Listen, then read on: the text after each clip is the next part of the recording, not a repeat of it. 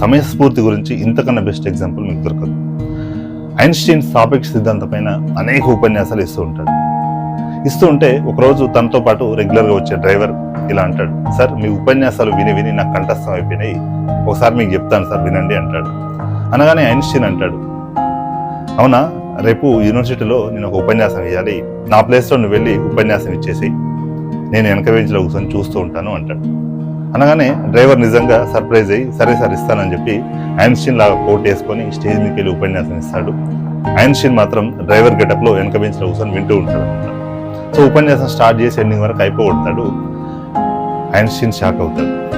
Einstein ఎలా అయితే ఇచ్చాడో ఒక అక్షరం మిస్ అవ్వకుండా అంత పర్ఫెక్ట్గా డ్రైవర్ ఉపన్యాసం ఇస్తాడు. ఇచ్చిన తర్వాత లాస్ట్కు ఆ యూనివర్సిటీలో ఉన్నటువంటి కొంతమంది ప్రొఫెసర్లు కొన్ని కఠినమైన డౌట్లు అడుగుతూ ఉంటారు. పాపం డ్రైవర్కి డౌట్లు తెలియదు. ఇప్పుడు డ్రైవరు ప్రజెన్స్ ఆఫ్ మైండ్తో సమయస్ఫూర్తితో ఇలా అంటాడు, ఇంత చిన్న చిన్న ప్రశ్నలకు నన్ను అడుగుతారు మీరు, వెనకాల మా డ్రైవర్ కూర్చున్నాడు, వెళ్ళి అడగండి, అతను సమాధానం చెప్తాడు అంటాడు. అనగానే వీళ్ళందరూ వెనకాల డ్రైవర్ గెటప్లో ఉన్న ఐన్స్టీన్ దగ్గరికి వెళ్ళి డౌట్లు అడుగుతారు, క్లారిఫై చేసుకుంటారు. That is presence of mind.